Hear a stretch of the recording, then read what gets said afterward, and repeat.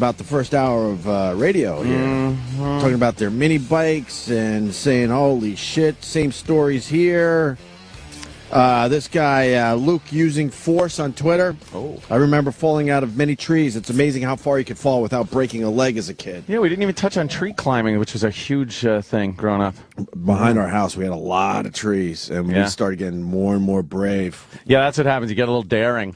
You start going out on the branches. Well, the pine trees were easy because you were in the middle of it, really. Yeah, Nothing could really happen to you. The branches were so tight, you kind of had to squeeze through to keep climbing up. But the worst nightmare about that, you know how I hate sticky. And the sap would that would be on your hands, and it would hit inside a crease on your hands. So when you bent your hand and then opened it up, you'd feel that like stick. I can't deal with that. Inside the elbow, like in the crease of the fold of the elbow, if something's sticky in there, I will go batshit it's a fucking Chinese water torture. And I got to bring it up again. I don't remember our parents really taking care of us. You would leave the house, you'd come home with all sorts of injuries and you would just try to figure it out on your own. I know Brian Regan does a bit about the dirt thing. Put some leaves and dirt on it, whatever. But remember, you would put leaves and dirt on fucking cuts and stuff just to, I don't know, sop up the blood. And get some leaves for the blood. Remember, you would just get poison ivy? You never really went to your parents with that shit. No. That was nothing. You would get horrible sunburn. You'd get fucking nails through your feet. Yeah. Stepping on a nail was one of like the most horrible things that can happen. It's like a landmine for a kid. You heard stories about it. And then the dreaded tetanus shot that you would have to get. Right. Or else you'd get lockjaw. Yeah. And you just imagined like everybody just had this image. Your dumb kid mind would have all this shit. Right. Lockjaw. Yeah. Do you remember getting your supplies? I know we've talked about the fucking forts ad nauseum on the show. Forts, yeah. But do you remember, like, you had to fucking get your own supplies, and you would hammer out nails of old projects or wood you found around, and then you would bang the nails to get them straight. A bent nail just as good. So you could reuse them. Making a tree fort. And every once in a while, you would come across gold, meaning you'd be in the woods or something, and there's a pile of lumber. Like, what the fuck? Or a box of nails. You're like, fuck yeah, this is great. Well, we would go to the new developments that were popping up all over Long Island, and there was always something laying around that you felt like you could take. How we were able to climb trees holding lumber and then nail them up into the tree to start your base of a tree fort. Just a pretty with no engineering whatsoever. You kind of knew what had to be done to build the base of the tree fort. And your parents never helped you out with any of this. No, you kind of just completely learned separate. Parents did their thing, kids did theirs. Yeah. They didn't really hang out together, kind of on the weekends a little bit, maybe. Yeah. At the beach or at the local pool or whatever the fuck. It's fucking great. I remember that shit. Yeah. But it's all different. Yeah, getting the nails in the wood and a nice big piece of plywood for a floor of a tree fort was like gold. Remember using rotting wood? Oh yeah. Going, I think it'll be all right. It should be all right. We'll just put more nails in it. Just use more nails. Or you'd have like nails that weren't quite long enough to go through the 2x4 into the tree. Right. But you're just like, just use more. Well, what else are we gonna do? We didn't find long nails yet. And you trusted that these things, you'd have 5 of your friends in a tree fort, and you trusted that the beams that you put in to hold the floor up were going to stay in this tree. No building codes. No.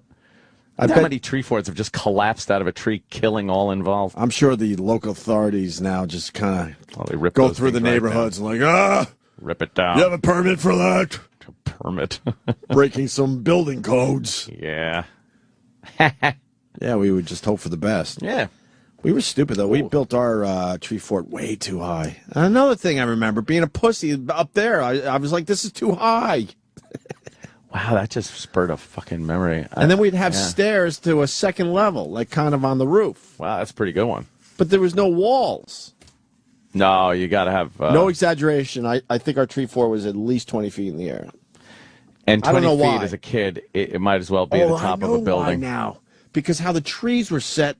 Like, they were too wide at the bottom, and when they finally kind of came together where we could finally get, like, a 2x4 in, that's where we started. You did need the two trees fuck, I haven't thought about three this in trees years. next to each other to span with the floor beams. We had 3 trees. It was complicated. Yeah, the 3 tree was the best. No, it wasn't. That was complicated. You needed the fourth tree, made it easier. As far as, 4 trees would be even better. But we had the 3 tree thing. We had to engineer that shit. We did a 2 tree.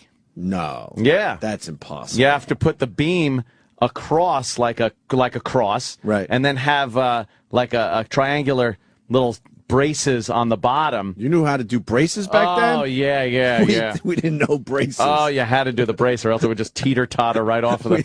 We had no idea how to do braces. It was frightening. It was. Yeah. 2 tree crossbeam. Yes, see? Other people remember that one. God, that was fucking creepy, though. I remember going to somebody else's tree fort. It was always weird going to another person's tree fort. It's like you're visiting. Yeah. Hey, come to my tree fort. You're visiting someone else's home. It was always like kind of cool but weird. It's different than yours, so it was weird and felt weird, like you were on somebody else's turf. But then you'd come back to your boys and your tree fort with some knowledge, some new ideas. You know, how's that Johnny's tree fort there? Yeah, let me tell you, he got windows. Windows. How do you fucking make windows? Well, here's what he did. I fucking figured this one out. I remember the first underground. I'll call it. Those a tree fort. Are creepy though, because they could underground cave fort. In. Nah, it was just paneling. What do you mean? Just paneling. It was a big hole with paneling as the roof. Yeah, it could cave in, though. Yeah, what would happen? The walls would fall in on you. Nothing would really happen. I think you'd suffocate. I think. I remember it would just be a tiny little opening, but we couldn't figure out lights. So now you're just in the dark. Just use some fat lamps. Yeah. And then I think what we did was we had to move the plywood to get enough light in there.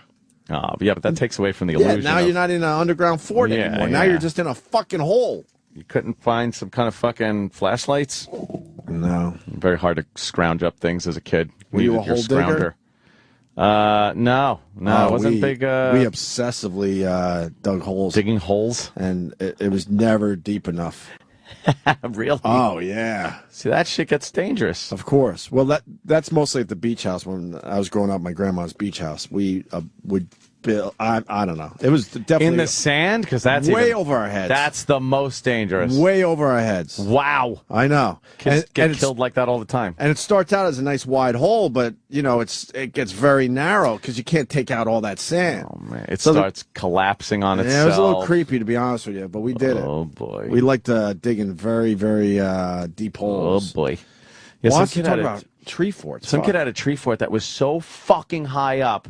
And I remember my brother went up, and then I was like, yeah, come on up. And it was one of those, they had to get up it because they took a bunch of 2x4s that were about 2 feet wide and nailed them to the tree as like a ladder. Right. And there was so many of these things. Right. And I just remember I kept climbing and climbing. I'm looking down, just going, I was petrified. I remember those 2x4s, whatever, they weren't... no, they'd rock. They'd move to the right or the left, so you had to figure out how to do that with your feet. Oh, to stabilize it. Yeah. And then we found those big spikes. I don't even know what they're called. They might even be like railroad spikes. Yeah.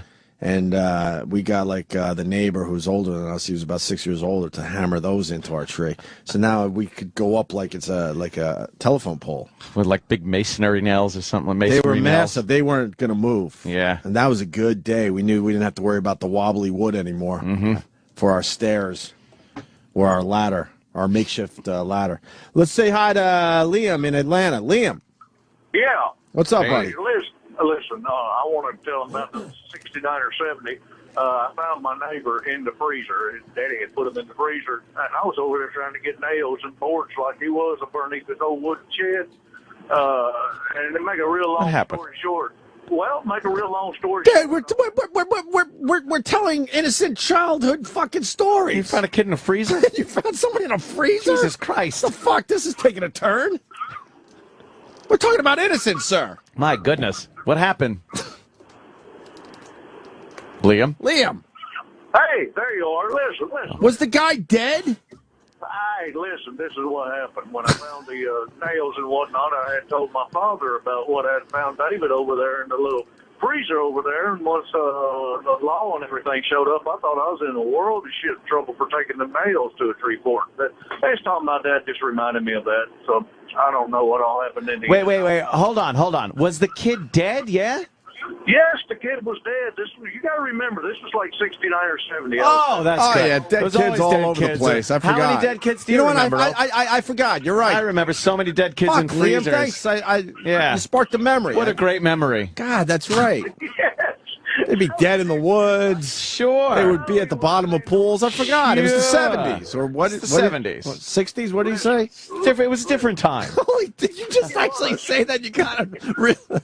What did he say exactly? It was the 70s, the 60s, late 60s, 70s. Go ahead, Liam. Explain yourself.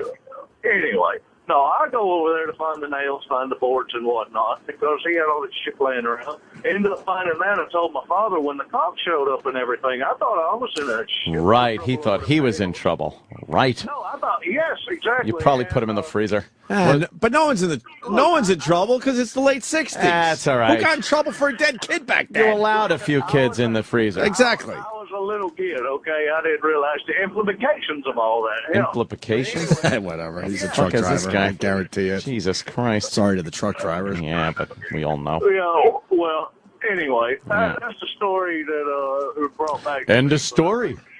No, it ain't. I think it started me. Right, you. But you're right. It's late 60s, dead kids, Right. no big deal. You guys are fucking with me. But anyway, yeah, that's what I What do you do for a living, Liam? You know what I do for a living. You already named it. Oh, He's sorry. a trucker. Of course. I'm a long-haul trucker. I'm going to tell you what. And I kill people across America. Because he saw that. Now he's just a serial killer. I got to take care of all the kids. Yes. They got to be in their proper place. Yeah. They need to be cold. Keep fucking with me. Yeah. I'm punching out now. I'm just going to listen. Y'all have a good one. Fuck that. Y'all have a good time. First time I saw a dead body was when my dad died. That was man. it. First and only. Wait. Wow. First and only. Let me think. Yeah. Yeah, that's it. Yeah. Yeah. You never saw a dead person, did you? Oh, no, I've seen many now because of outside of. I saw people in wakes and stuff. I'm trying to think of outside of a wake. You ever see one just laying on the fucking ground? Hell no. Something like that. Hell no. Hell nah. That guy did. No big deal. In a freezer. That's fucked up. That's pretty horrific. Yeah, I think that would fuck up my entire life seeing that. That's one of those defining moments. Fuck That's a fork in the road there. Fuck that. That's the alternate timeline. Yeah. Matt in Florida. What's up, guys? Hey, you guys are missing the whole thing. Back in the day when you were doing the tree forts, did you guys ever work on doing the defense of the tree forts? We spent months and months building these tree forts in the woods down here in Florida, and we'd have these amazing structures built, and these kid bullies in the neighborhood would just come around and would just show up, and they're like, this is our fort now. Oh yeah, you did have to defend it. Absolutely had to It defend was like your a shit. castle. Yeah. You brought rocks up into it as your ammunition. Yep. Yeah. Very good. Pine cones, and then once we got to the point where Pine cones were a great weapon. oh my god! And then we'd move on to the BB guns, and we'd have these little daisy little puny ones, and we'd end up start popping each other with BB guns, trying to get them out of our fort. Man, it was the time of our lives. It was amazing. Time of our lives. Yeah, you know. All What are you gonna right, do? Wonder Years. Thank you, sir. And you know what? The great Guidini on Twitter. Fucking A, yes. Fucking igloos. That's all he wrote. We've never talked about igloos on the show. Yeah, used to make those. We used to live on 25A, so the plows would come through and pile up the shit right near our mailbox, which made it a little scary because our igloo was literally feet from a highway. Well, 25A, it's a lot. It's not a highway, but a lot of traffic. That's dangerous. Two-lane road that gets a lot of traffic. And we would fucking dig into that because it would that snow would be packed and tight and just hard, man. Yeah, you'd dig in like a little tunnel, and then you'd start opening it up inside the. When you first started opening it up, it would be igloo. scary as shit. But then when you could kind of see the sunlight coming through the top, it was getting thin. Thin enough where if the thing collapsed, you'd be totally fine. Yeah, my dad made a good one for me, and then stupid neighbor sat on the front of it and caved it in. I was all mad. Fuck. What'd you do to that kid? Nothing. I just ran off crying. My igloo was broken. Dad called me a faggot. That's pretty much the end of every story I have as a kid. I ran off crying. Dad called me a faggot. Let's go to Chris in Iowa. Chris. Jesus Christ. Hey. Yeah, my dad used to work for the school system, so he used to move snow, and so he'd come with the plow and make a huge mountain. Then we'd dig out the tunnels and then the big room. Then we'd take the hose from the basement and spray water inside so it'd freeze. So it'd be like the perfect igloo. Wow, you were smart. Wow, you really went all out, as they I'm say. jealous. I don't think we ever figured that one out. No. And, one of the bitchy girls in the neighborhood decided to start a fire one time inside the igloo, and that didn't last. And she very long, died. so. She died, and they put her in a freezer. Yeah. When the 70s. Well, no, we just left her out. Yeah, it was the 70s, dude. We just left her there until about April. Then we could get her out.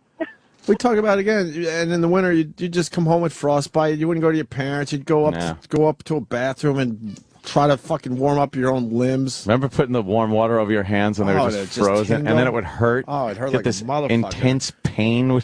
I don't know why we never went to our parents to try to figure half this shit out. They were busy fucking drinking or yelling or something. They were like, you didn't want to deal with your parents. They were like the boss. Yeah. You only for the most important things. Right. You got to figure out yourself. Yeah, a lot of figuring out yourself. Yeah. We were also always trying to build an ice rink. Really? Yeah, we were always into hockey. The Gretzky family? Well, the ice rink in the backyard. But we couldn't figure it out. We couldn't design it properly. Yeah. We always would use boards, but the water would come through the... Don't you need a liner or something in there? We never were able to build the ultimate ice rink. That's when we used to have winter in New York. Yeah. Where it was cold enough where you could fucking do some ice shit, too. Yep. First girl he fingered was in a tree fort. Aw. See, to us, the tree fort was always just innocent. I don't think we ever had broads up No, there. fingering, that's something that my tree fort innocence went away with Richard. That was the last tree fort I ever constructed. And the last tree fort you ever were in. That is literally, you're right, the last tree fort I ever went in. He fucking Was ruined that. He ruined tree forts for me. That's like finding the dead kid in the freezer. Right. No more tree forts for me. No more tree forts. Fuck that. When your best friend offers to suck your cock in a tree fort, your tree fort days are over. This guy's messed up for not freaking out about a dead kid in the freezer. Yeah. Pirate truckers all freaked out in Wisconsin. Pirate. I cannot believe that what kind of upbringing did this guy have? That he goes over to the neighbors, looks in the freezer, and, there's Billy. Oh, birds on the wall. That's what I was looking for. And then goes home. Yeah, he goes home and is worried he's going to get in trouble for stealing nails, and he saw a dead kid in a freezer. You're right. Yeah. I'd be afraid that I'd get in trouble for throwing Billy in the freezer. Well, Right. the parade of dead hookers on his route. Oh, my God. I'm sure. What was in his basement that he's just like, oh, dead people, that's okay. I would I've been running from the house screaming. I would be creeped out when we came across like a dead bird in the woods. Yeah, And this kid saw a dead kid in a freezer. When I saw Smokey all covered in fucking maggots, my cat Smokey on the road, that freaked me out. I still think about that. Yeah. Oh, Smokey. Poor Smokey. Yeah. Story Dad about said Smokey ran away. frostbite. We got tree fort with upside down garbage can with unique heating. Where they pile the garbage on the top to warm up the place. What? I don't know. Let's try this guy. Dennis in Westchester. I don't know what you want to say. Oh, no, because she couldn't understand when I called in. You took an upside-down garbage can, and we had it notched, and we put wood inside of it underneath the tree fort, light a fire. We connected some kind of old duct through the middle of it to bring it up through the middle to give us heat when it was cold outside. Are you guys crazy? Are you going to die of carbon monoxide poisoning? Apparently, and then you were talking about lighting it before. We take 2 rusted nails against the wall and wedge a candle in between to light the candle. That was Oh, right, okay, yeah. Now that's the dangerous candle holder in a wooden fucking dried wood tree fort. Actually, my boy, the garbage can, but it heated. No, he's talking about the underground shit. You put a candle in there. Really? That's kind of smart. Thank I like you. You heated your shit. Yeah. We weren't that involved. Thank you, racist Francesa. Not like Is it anything. him, you think? Sounds like fire under your tree fort. Okay. Light a fire under your tree fort. That's brilliant. Well, in the garbage can. Yeah. Well, of course. All right, thanks, guys. Have a great. Oops, sorry. Great Guidini, who I just read his tweets, and I asked to call. He's going for the double today. What do you got, buddy? Yeah, when you got older, the igloo was a double thing. You could tell your parents you were building an igloo, but then you could go in there, and as long as you made the opening away from the door, go in there and smoke a little weed without your parents knowing. Who's smoking weed? What's wrong with you? How old were you? You turned your childhood innocence into a drug den? Yeah. Yeah, absolutely. You fucking hippie. It was fun. No, it was all about just fun and games. Nothing crazy like fingering girls or fucking smoking your weed. You were smoking pot at 13 and out in California. Well, yeah. No, I was smoking when my brother got out there. It was a little later. I think like 15. Yeah. I stole his pot and got all fucked up. There you go. And then my whole school career went right down the shitter at that point. I like how I was actually doing pretty good, tell you the truth. I wasn't doing too shabby. You didn't miss anything. Till I started smoking pot. You didn't miss anything. No? No. What if I wanted to be like a fighter pilot? Kind of ruined that whole thing. I would have had to go to, the academy. Know some fucking math. True. Finish high school. True. And I couldn't be fucking Top Gun. I wish Sucked. I wish I was more like you growing up. I would have said fuck school and smoked pot. Yeah. I was too paranoid. But then what DJ would you have found that was doing a show? I don't know. Love of God. I thought school was a waste of time. I got to shut my mouth. Obviously, if you listen to this show. Paul in Tennessee, what's up? Hey there, Paul. Hey, well, they like to say back in the day, in the 70s, I'm from Maine, and my brother and I used to walk to school, and literally it was 3.5 miles one way, and it's wintertime in Maine. It's like 15 degrees below zero. You get to school, you couldn't breathe because your lips are frozen over, your nostrils are frozen over. You couldn't move your hands because they were frozen. It was just, talk about frostbite. You just stood in front of the van, the first class, took the entire first class to get all that stuff off of you. It was just awful. Wait. They never cancel school. Never cancel school. Oh, well, Maine, fuck. Well, you just brought up a memory. When we were growing up, none of us had, winter boots, really. Did you have winter boots? We didn't really have Sorry, them. yeah, I did. Oh, it's me again. I had those ones with the, like all the little clips running down the... We were too poor. We were poor. So we would put the stupid bread bags. You don't know this one. You had your bread bags over your... You don't know this one? Wow. I know I'm not the only one. Fucking Oliver Twist. You would put I'm trying to remember. Yeah, you would put your socks on first. Then you would put the bread bags over your socks. Then get into your sneakers. Wow. Yep. And that was supposed to keep your feet from getting wet. And it would keep you a little warm, too, because the heat would kind of not escape as much. Wow, that's fucking brutal. I know I'm not the only one. And then he brought up a memory. I remember when we did have, cold toes or cold fingers, we would use the exhaust coming out of cars to warm up. Nice. Did you ever do that? No. And that's something I haven't thought of in years. If a car was, I don't know, obviously a car has to be running for whatever reason. Maybe you're at the stores, let's say. Yeah. That people running in, but their cars are running. I'm trying to remember exactly how this worked, but I remember doing it, and we'd put our frostbitten fingertips near the exhaust because that's blowing out some heat. Yeah. To get, a quick warm-up. Be fucking out in that snow, and slowly it would go from your pinky toe would just disappear, right, and then it would just spread along the front of your foot. Man, you used to be outside until you're just freezing to death. Yeah.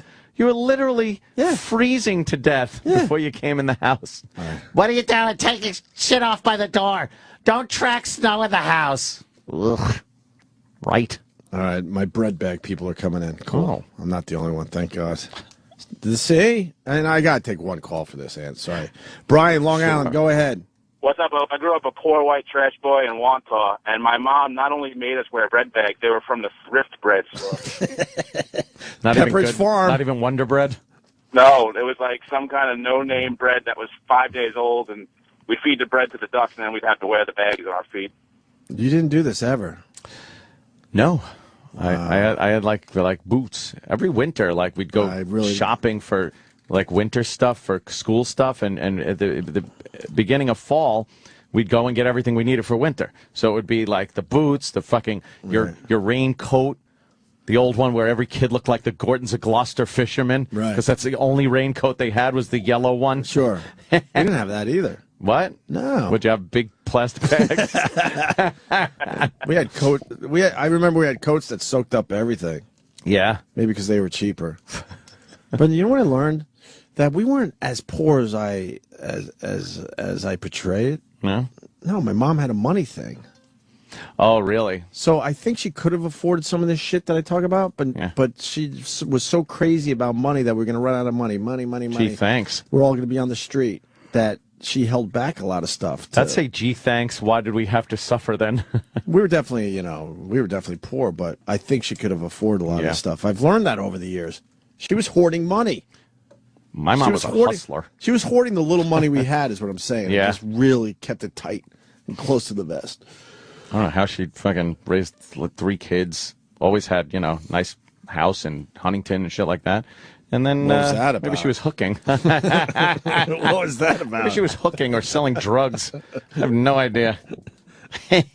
How many Mets did she go out with? Don't bring that up again. Scariest day ever. That was funny. Yeah. Are we done with this? Yeah, I guess Set so. up ramps and driveway to see how many garbage cans they could jump. Please. Yeah, that never worked out. We've done that. Because your stupid ramp would turn into a seesaw if it wasn't built properly. Let's done that one. Ammo for tree forts, having a huge splinter in his foot. Old fridge box was the best for forts. There was the basic, splinters were a great injury. That was a common kid injury.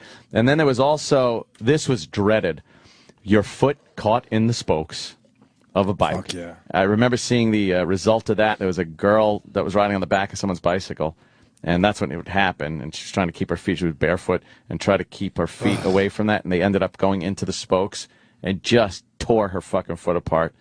That was like common. Also, flying off the handlebars. When you'd have someone riding on the hand. Right. Why would you have someone riding on the thing that steers your fucking bicycle? Seemed logical at the time. I hated people on the front of the fucking bike like that. It's terrible. Remember getting your pant leg stuck? Pant leg stuck in the chain. And that would stop your bike instantly? Whip around, you almost breaking your fucking bone because the pedal would come up on the other side of your foot, on the back side of your calf. How many times did you get your shin hit?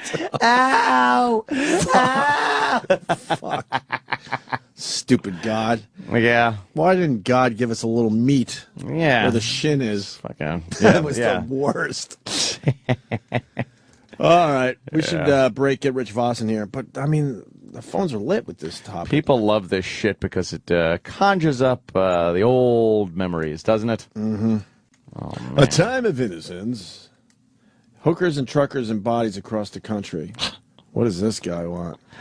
Bam Bam, Virginia. What's up, buddy? Morning, boys. You got hookers in the truck?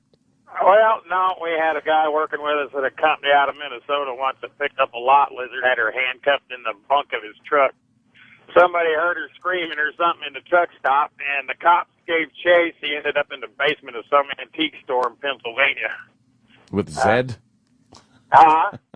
And what happened to the guy? Dummy. Well, he's still in prison from what I hear. Nobody died, but, well, you know what turtles and hookers have in common, don't you? Uh-oh.